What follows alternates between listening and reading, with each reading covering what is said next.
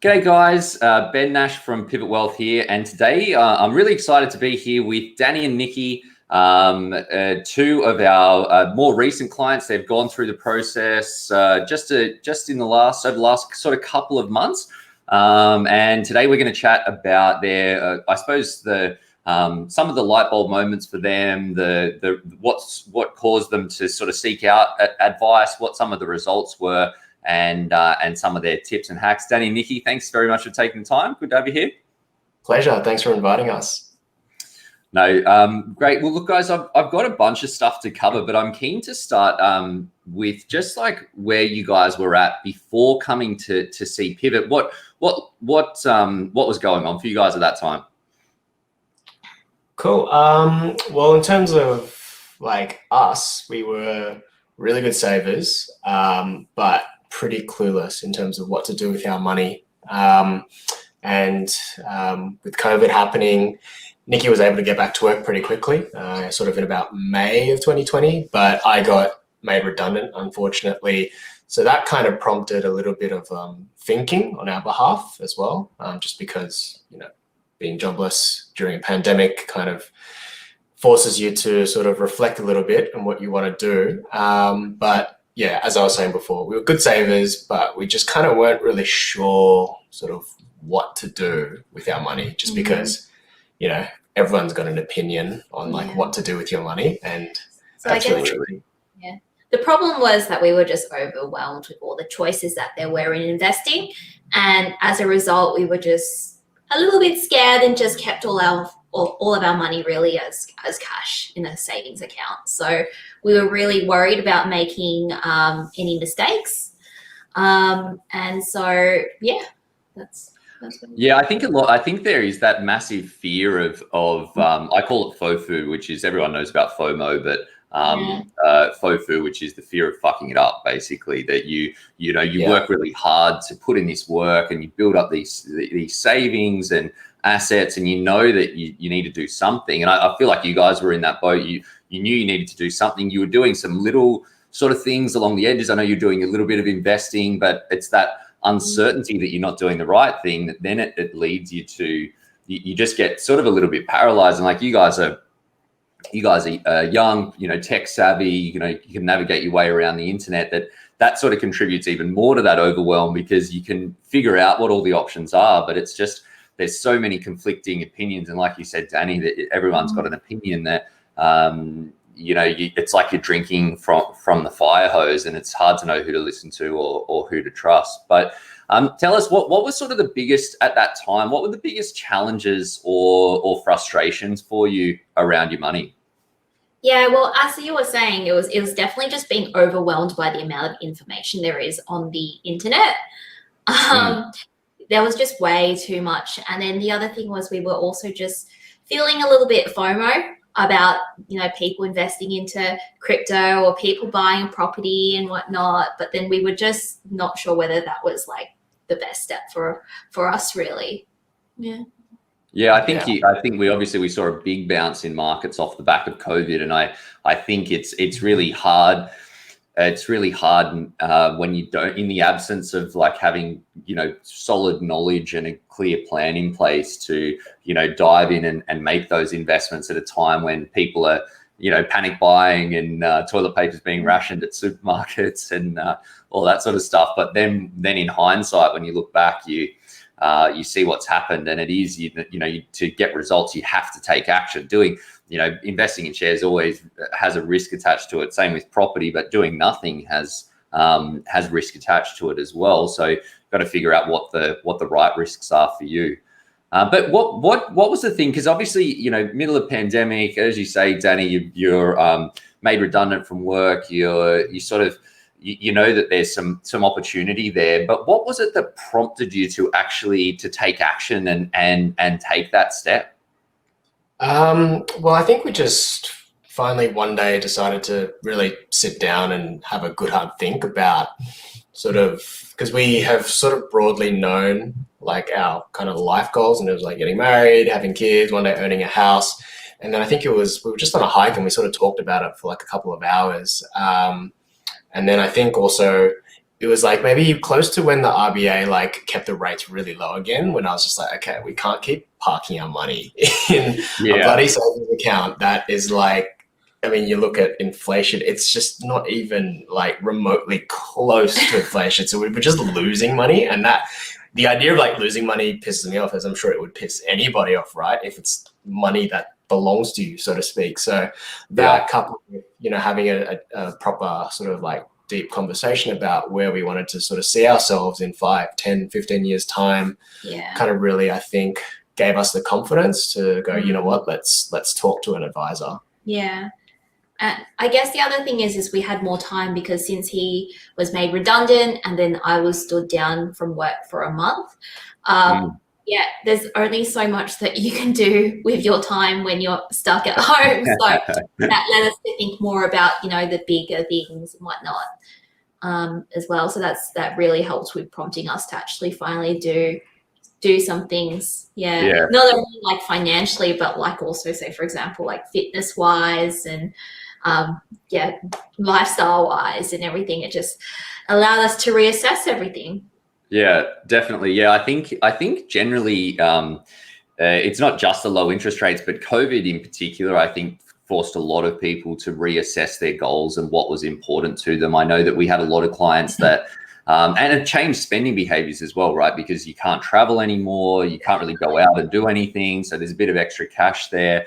But I think that the massive, you know, shockwave of fear and awe that happened at the start of COVID that led to all of the craziness that we saw, not only in Australia, but around the world, that really forces you to think about what's important to you. And I know that for some of our clients that were, and this is not you guys, but for some of our clients are a bit more spendthrift in the past, or wanted to allocate more, you know, more to their, you know, have these epic holidays every single year and burn heaps of cash.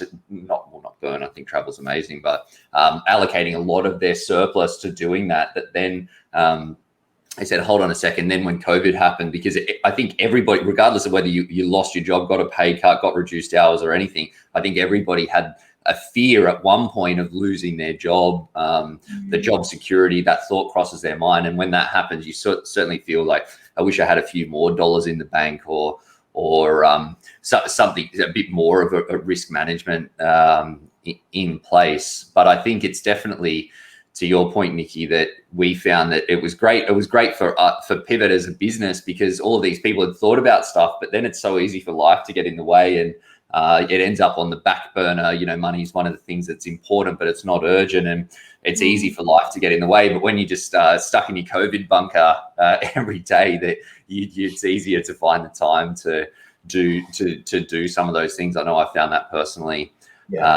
as well. But guys, look, I know with you went through the process with Bruce and our team. You guys covered like a lot of different areas. But what would you say are the top sort of 2 or 3 things that you guys found most useful for you in going through that planning process?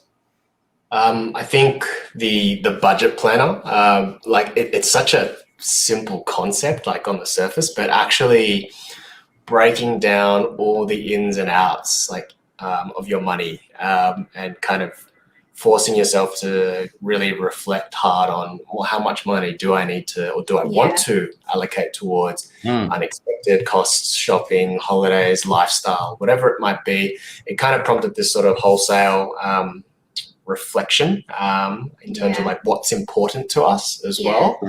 And that was a pretty eye-opening and positive experience as well, I think. Definitely. Like it has made me realize that I spend a lot of unnecessary money on random crap. I always told her that, but then I think it took the budget planner for her to be, I think it was, there's this like box in the budget planner that says, how much do you want to spend on shopping a fortnight or something like that? And then I think when the figure came back, she was like, oh, that's actually a little bit high, isn't it? That's right. And you can't argue with a spreadsheet, right? A spreadsheet is a spreadsheet is a spreadsheet.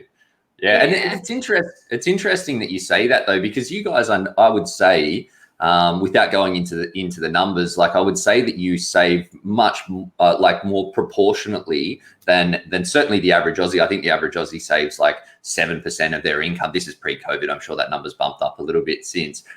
You guys would be well in excess of that. So it's funny that something so simple can be so powerful, even for someone that's already doing something good in that area, or like doing so well in that particular area of saving and budgeting. And I know for me, and I know because we've taken so many people through that process now, that really savings and money management overall is good prioritization. And it's funny that when you sort of lift it up, 50,000 foot level and look at where you're allocating your cash, then it sometimes you go, well, is that actually the highest priority for me? Is it the random crap, as you say, Nikki, on stuff, or is it actually, let's allocate more to the travel budget, or the holiday, the home deposit budget, or whatever that is? Why do you guys think that was so impactful for you? I think it's just writing it down.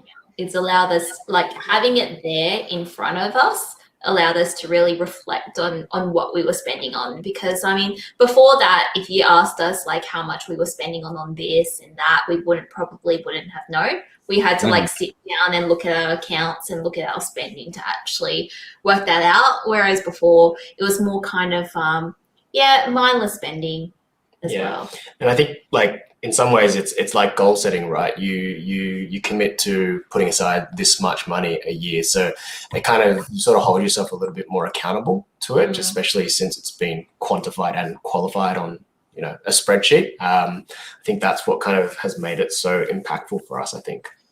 Yeah, and I think that if I could to sort of say from my experience with other people, that once you see it sort of once you see not only the budget and what the savings potential is, but then what that can actually do in terms of the other goals that you want to do over the sort of short, medium and longer term, then it is, you sort of get this anchoring, and we do anchoring in it's a psychological sort of bias that impacts a lot of different areas of our life. When you anchor to your goals and you say, well, I can do this, then it's not just that you're saying no to hitting your savings target for the week, or you're saying yes to that little spending spree on a Saturday afternoon. It's that you're saying no to this other thing that is really important to you.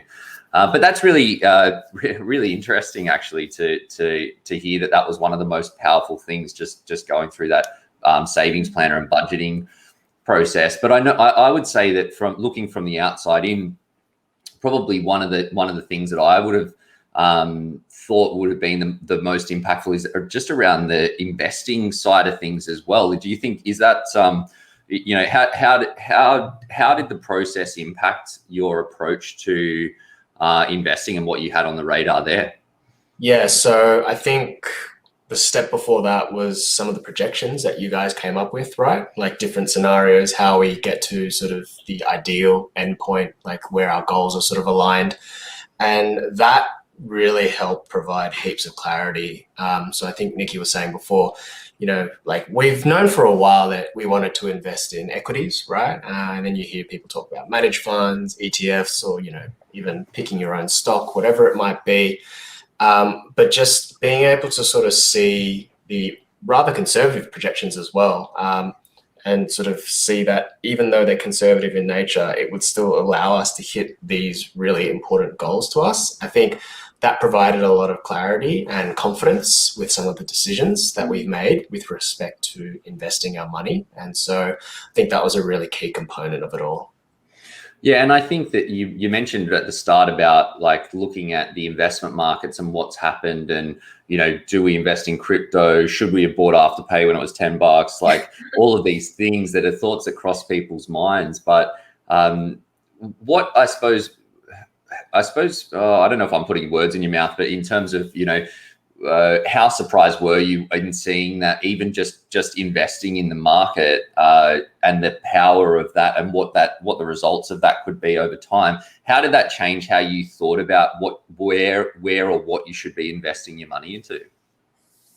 I mean, it just, I think, gave us a lot of, as I was saying before, just a lot of confidence, right? Because you say, look at a high growth ETF, sure, conservatively, it might return 7 to 8% per annum. But I guess the thing with ETFs is, as Warren Buffett has said, you don't really want to bet against the market generally, right? And so your sort of risk to reward profile, yes, your reward is lower in terms of compared to, say, if I had bought Afterpay 2 years ago or whatever it might be, right? But I think it's been a really valuable exercise in sort of understanding kind of that risk to reward balance that you need to find, right? And obviously past performance is not an indicator of future performance and all that kind of stuff, but that's right.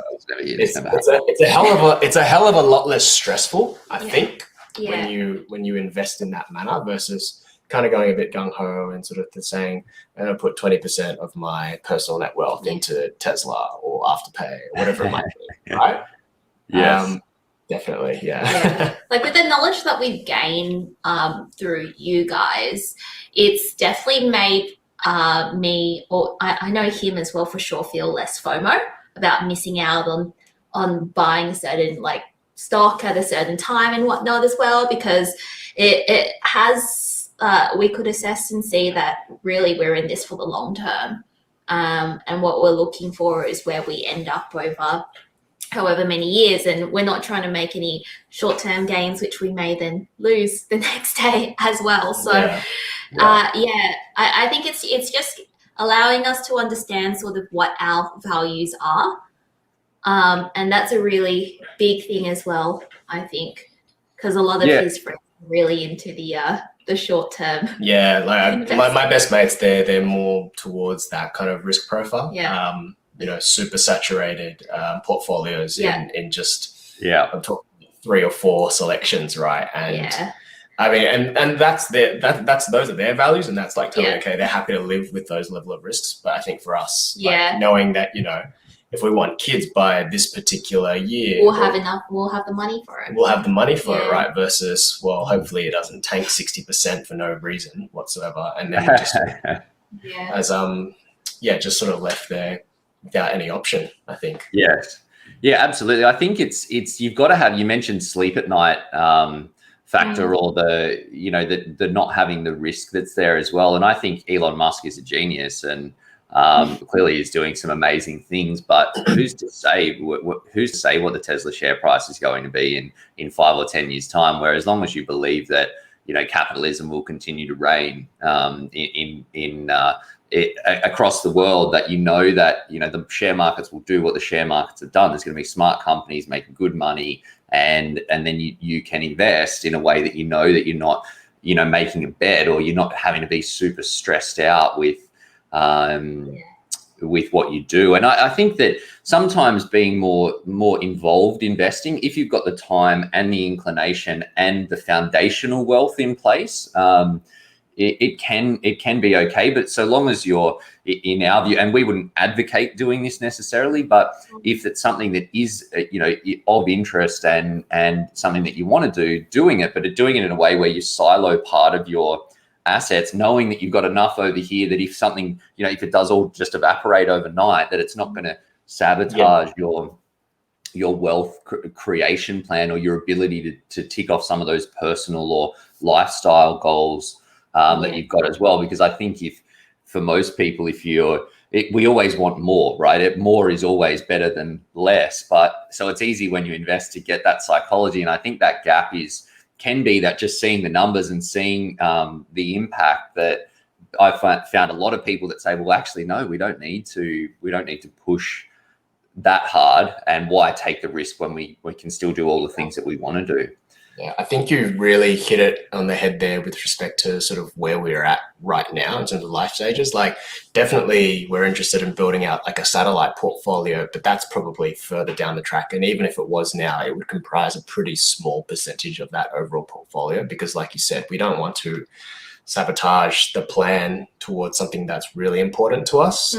So, maybe in 10 years time, we might be in a better position to play a little bit more and have that inclination to kind of really flesh out that satellite portfolio. But it's just, in terms of like whether or not that's the most important thing to us right now, or the case is it's not the most important. So I think you want to get your wealth to a level, and then you say, okay, now I can afford to be a little bit more speculative with some of it, and then I think that stuff can be good in that it gets you thinking and paying attention, which is good to build that muscle, that financial education muscle over time. I'm keen though to talk about, because I know that property was something on the roadmap for you, and I know that there was a bit of confusion, Nikki, in those initial conversations as well about, you know, what is the best approach, how do we do it? You know, you've got the potentially some levers to look at with family, you know, helping out and bits and pieces. Talk us through, you know, I suppose how you tackled that decision and what you thought of what that changed in terms of where you're at in terms of your property purchase pathway.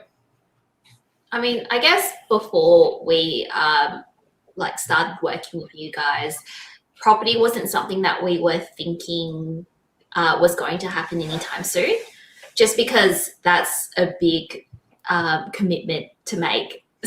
And we were just too scared to make it, and we weren't sure whether it would be the right thing to do. Do we buy a forever home or do we buy an investment property? There were too many questions up in the air as well. So after talking to you, I think we have become a bit more open to the idea of it as well, and then how it also fits alongside in our portfolio as well, because we're not solely just going everything into property, but we're diversifying it and having it in property and having it in shares and stocks and whatnot as well. So having that diversified portfolio has allowed us to be more comfortable with the idea of you entering property. Yeah, I think the issue right now is obviously the property market is just so hot. It's a little bit disconcerting, just sort of seeing, I mean, you're seeing 90% auction clearance rates. You hear anecdotes of people buying during COVID and less than a year later, you know, making 6-figure profits on it just because the whole market has kind of lost its mind. So, I mean, property is definitely a piece of the portfolio, a piece of the puzzle. It's just, I think being able to kind of rationalize it in the context of such an insane market right now is probably still an ongoing challenge for us, right? Because we're suddenly getting priced out of places that we wouldn't have been priced out of, you know, even 12 months ago, right? So it's like not even 12 months ago. Yeah, 6 months ago, or let alone 12 months ago. So that's probably the trickiest part of it all right now. Yeah, definitely. Yeah, I did a podcast with a real estate agent the other day, and he told me that one of his properties sold for $1 million over reserve in Bondi. So it was a $3 million. Well, the reserve was $2 million. It sold for like $3 million. So yeah, it's definitely hot. But and it sounds like that's something that, you know, that there's no one knows. We don't have a crystal ball, unfortunately, in terms of where the property market's going. But we can certainly see what's driving what's happening at the moment with ultra low interest rates, increased borrowing capacity, everyone trapped on our beautiful country and not able to, wanting a bit more space and, you know, being more around at home. But so that's I suppose a timing issue that will be tackled at some point. But going back to what you said, Nikki, what was the shift? Do you think you mentioned knowing that you've got another portfolio outside of property that was part of what made you more comfortable to know that it was something that you should pursue, you know, market conditions willing in the not too distant future. What do you think? What else do you think drove that change, that shift in your mindset? I think it's just also having the support there and knowing that there's other people in our team, and we wouldn't just be doing it by ourselves. And you guys have great, you know, connections with mortgage brokers, buyers agents if we need and whatnot. So knowing that we have all of that there for us makes it a lot easier to approach us. For example, if we were just to do it ourselves and we were to, because we wouldn't know where to go, we wouldn't know what to do. Yeah, I think by nature we're probably a bit more risk adverse compared to some other people. So just knowing that we can turn to pivot, knowing that there's an array of like expertise there and support that we can lean on whenever we want to, and give us that kind of confidence and that assurance that, you know, as best as possible, that this is this decision that is right for us. I think that's what kind of allowed us to go, this is the path we'll go down. Yeah. Yeah, and I think that just knowing that there's nothing that you've missed, because it's sometimes there's you don't know what you don't know, and you want to do some stuff, and you know that it makes sense, but then when it comes to shelling out $500,000 or $1 million or more, that it's like you say, that the fear of making a mistake, it escalates, and it often becomes paralyzing unless you've got people there to no, there's nothing there. We've done this before. These are the issues. Making sure that all of the bases are covered. But guys, look, I know it's only sort of pretty early days in in terms of you going through the process not too long ago. But shifting gears a little bit, tell us what are some of the sort of the results or outcomes for you guys that have happened off the back of going through that planning process. I mean, even just having the sort of mechanisms in place that came out after the budget planning section. So, having the accounts all set up, the automation of deductions of the fixed costs, and having the hub where income comes in and gets distributed, that actually it just takes away a lot of the not even stress, but just say you have a long week and you got to figure all of that out, but now it's just all automated for you, right? So that component of it I think has been hugely beneficial to us. That was definitely very helpful for me. Especially breaking down all the expenses as well, so that, for example, whatever was in my spending account was however much I had to spend, and having it distributed per week as well, since I'm a little bit of a spender at heart and I usually get paid every fortnight. I'd be living quite rich the first week and then quite poor the second week as a result, and then maybe potentially forgetting about a certain bill I need to pay as well. So having the separate accounts have made it a lot more easier so that I don't have to worry about that. Because you can't pay ID from those separate accounts. It makes things harder to impulse buy. But I guess another thing as well is just having the portfolio set up, the equity stuff, like all of that kind of set up, invested, and even that part in terms of the topping up of it, so to speak, on a regular basis, that's all automated as well. So it's like all the important stuff from a day-to-day perspective has been taken care of, and we don't have to worry and focus too much about it.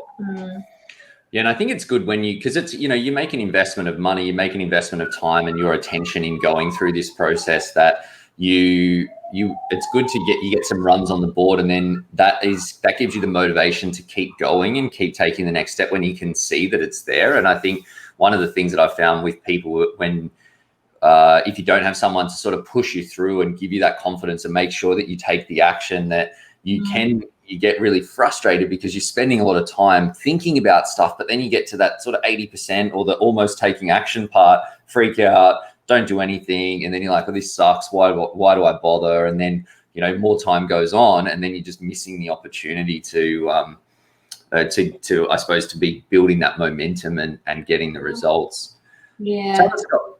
Sorry, go on, Nikki, are you going to say something? No. I was just agreeing.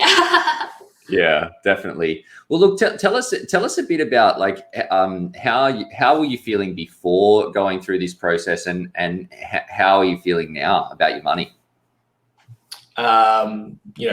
Less ambiguity and stress around how do we, have enough money or make enough money to achieve certain life goals. And even just the guilt or the stress around, should I be buying this, or am I spending too much money on this? That's kind of all been washed away now. Knowing that there's a bigger picture that's been drawn up for us, and that path has kind of been illuminated for us, rather than, like you were saying before, us trying to guess our way there, not knowing what we don't know, making mistakes, and not having someone kind of correct us before we make certain mistakes. A lot of the stress in our life, from a stress that's derived from finances, has kind of been muted significantly, I would say. And just that overall confidence with what we need to do. Yeah. What about anything to add to that, Nikki? Well, I mean, it's just really good that we're now making our money also work a bit harder. instead of, having to worry about all these future life events like weddings and having babies, and how do we afford all of that? Is that just coming all out of our income? But now, with all the work that we've done with you guys, it's we know that we are set up for those life events when they come as well. So it just makes me sleep better at night. Yeah, I think when it's like property is one, but weddings, children, time out of the workforce, all of these things, they can seem so big that it's almost like you think of all the things that you want to do and wonder how will it fit together. But I think as you say, that when you see it mapped out, then you know what levers you can pull if you do need to pull levers to save more, earn more, invest more, whatever those things are, that it makes it possible. And I think that also then ties back into the motivation to what you were saying, Danny, on the day-to-day point of view, that you've got a system that's working, that's going to get you there. Then you're more likely to follow the bouncing ball. And I think that sometimes if you don't have that certainty that that you're using a framework that's helped hundreds of other people, then you maybe don't, like, as soon as something goes wrong, then you get annoyed, you get frustrated, and then you're like, oh, it's not going to work anyway. Less likely to follow it through. But I think before, you guys hadn't been through the financial advice process before. A lot of people we talk to are in the same sort of position. What surprised you guys the most about how financial advice works, or the process itself? I think the level of detail that you get from the statement of advice, that sort of holistic strategy. Like in my mind, I thought you go to a financial advisor and they just tell you, pick these stocks or pick this particular fund, and then, put this much money in, and I'll talk to me in a couple months' time. But you actually kind of go really deep into almost every aspect of your life, from your values through to your running costs, just everything, and then packaging all of that up in a way that it tells like a story of like where you're at now, where you want to get to, and how we're going to get there. It was a lot more in depth than I expected. Like, I was very skeptical as to whether the advice that you guys were going to give us was going to be worth it, because we didn't really know that many people who have seen a financial advisor. Some people that have seen a financial advisors were like, oh, they're just going to take your money, it's a scam. Yeah, like the parents, they probably spoke to a bad financial planner 20, 30 years ago and maybe didn't make money, and exactly what she said. And it's by no means is it a reflection on you, but I think just the perception of the industry as a whole, and with the Royal Commission a couple of years ago, just financial planners, finance in general has just been painted in a pretty shoddy light. But then going through the process and definitely going to the part where we got the statement of advice, it has really like everything that I wanted out of it and more was addressed. So definitely gained a lot from the process. Sure, yeah. I think I'll have to send a clip of this straight to our compliance people, because I'll be very happy to hear about the comprehensiveness of our advice documents. So that's good. But look, I think I suppose just touching on that, and I hate hearing those stories about people that have gone through the process and not got the outcomes that they wanted. I think thankfully financial advice as an industry is moving forward, partly in due to the Royal Commission's been fantastic. It's got a lot of the banks out of financial planning now, and where they belong in product creation and distribution. Also, it's leveled up, and there's the FASIA, which is financial advice standards, have increased as well, which is driving a lot of these changes with the documentation and what needs to be addressed as well. So I think that sentiment will change when more people are getting looked after and getting the right outcomes. That's when the sentiment changes, because it's only, you hear these stories, and obviously everyone hates to lose money, or it's a horror story that everyone's afraid of, that when you hear that, then it sort of turns people off as well. But what would you guys say that you touched on, like the value and whether it's there? How did you, for people, like I sort of know the answer to this question, but for people that haven't gone through this process before, how did you know what were the things that you saw that gave you the confidence that you did get the value out of the fees that you paid? I mean, I think a lot of it is as in prior to us seeing you or after we had seen you? Through the process. Like what were the things that you saw in going through the process that allowed you to quantify the value that you did get out of yeah, right. Well, I mean, as you said before, right, I guess like from a fee perspective, you guys are, you know, a little bit higher compared to sort of the industry standard. But I think it was just it was like the thoroughness and sort of a lot of the level of service as well that we got from Bruce, yourself, and the rest of the team. Him not being too fussed if we were pinging him at odd hours of the night, asking him questions. And the guys just always sort of chasing us up for good purpose. I think that extra level of sort of customer service and dedication, it really does go a long way. I mean, I can imagine a potential scenario where some advisor might just give you a spreadsheet, tell you to fill it out, and then you never sort of see them again. They kind of just do whatever it is that you agreed to with your money. But it almost feels like there's like a genuine relationship there with you guys. It's not just you guys are an accessory that we tap into every now and then. It's like we're kind of all part of the same team. And I think there's a lot of that intangible value there as well, on top of everything else that we've just spoken about in terms of what we've gotten out from you guys.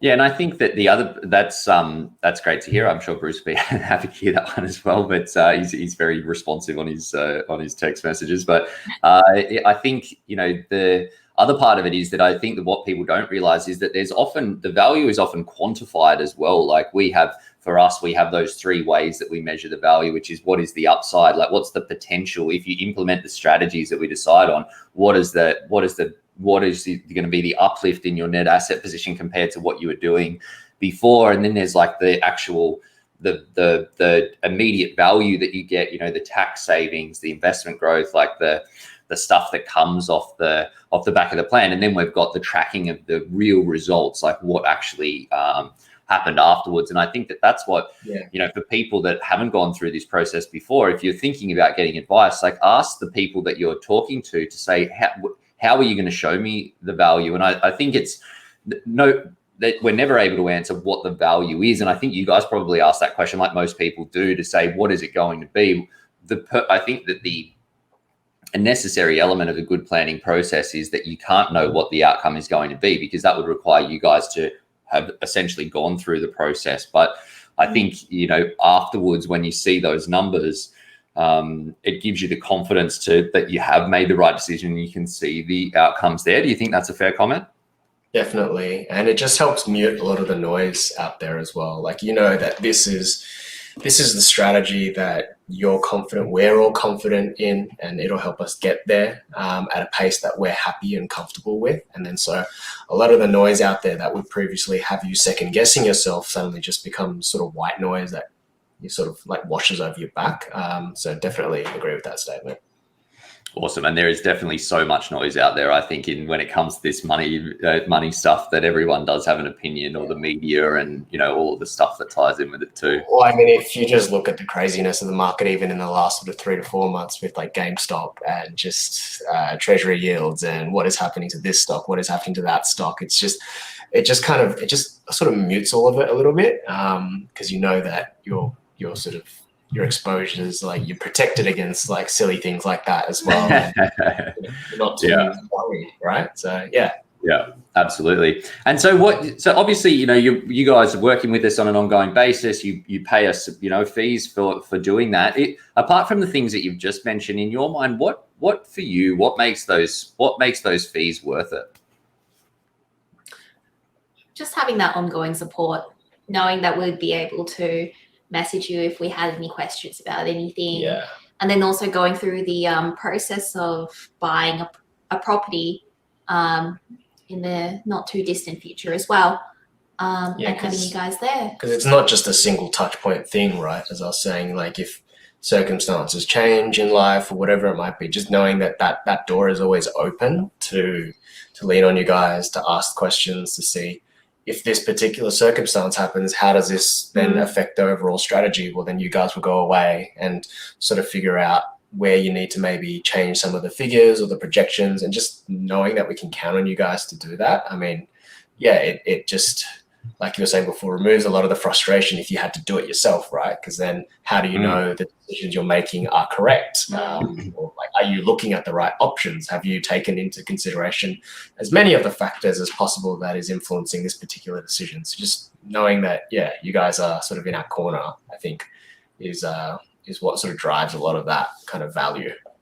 Yeah, and I think like COVID has really highlighted that how fast things do change these days as well. That unfortunately there's no such thing as a set and forget strategy, because everything is evolving so rapidly. And I think to what you're saying, that you want to have someone in your corner so that when what you want changes, what's going on in the world changes, when financial markets and conditions change, then, or your financial situation, then you want to be, the people that get the best results are the ones that maximize all of the opportunities along the way, because that allows you to then build your momentum faster. So that sort of approach, and again, you never know. At the start of the year, we don't know exactly what's going to happen, but when we look back at the end of the year, that you say, well, actually, this thing happened, this thing happened, this thing happened, and without that, we maybe wouldn't have quite picked up on the opportunity or made that move or done that thing, and that's on top of the time saving and stuff that you make as a result of knowing that you can cut straight through the source and say, I saw this, is it actually a good idea,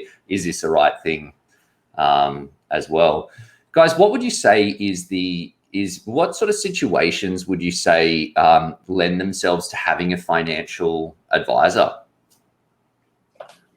I think, like, if you're in a position where, like, whether it be a significant other or even by yourself, where you've got some pretty concrete goals or that are really important to you, but you kind of just lack the clarity in terms of getting there, then I think having a financial advisor is really important there. Or even if it's just like you're wanting to do a sort of wholesale rethink of how you manage your money, right? And you need some of that guidance and that sort of illumination, I think is really helpful. Yeah, I think what a lot of people think is that a financial advisor is only worth it if you have like a whole bunch of assets and a whole bunch of money and as you're well. Super rich, right? And you're very rich, but that's not the case as well, because there's a lot that you can gain out of it, and just being able to sort of project and for the future and have it all set up is very valuable for really anyone. Yeah, definitely. Yeah, I think it's obviously that there's an element of like, more money you have, the more things there are, like the more stuff you got going on, the more opportunities that there are. But even if you've got, as long as you've got some ability to save and create money and maybe a bit of savings to work with, there's always things that you can do to drive better results. It's just, you just need to understand what they are to make sure that obviously you're going to benefit in excess of what you pay for the work. But I think people think that barrier is in the millions when it's really not. It's really not that high. What do you guys think though? What would be, if you tried to do it all yourself, what would be different for you now? I don't think we would get very far. Yeah, I mean, before we saw you guys, we were pretty paralyzed by all the decisions and all the information. So I honestly, maybe we potentially had invested in like a fund, but then just not having the confidence there just wouldn't make, like, I just wouldn't be able to sleep at night. And that's something that would weigh on my mind quite a lot. Yeah. I think we would still be quite reliant on having a lot of our money in cash as well. Yeah. Yeah, I think it's going back, I think, to that fear piece, I suppose, in and I know for you guys there's a shift in knowing that you're doing the right thing. But yeah, that's really good to hear. So guys, last question that I've got for you is just around, like, for someone else that's thinking about getting this sort of help, what would be your tips? What would be your top tips for them in going down this path?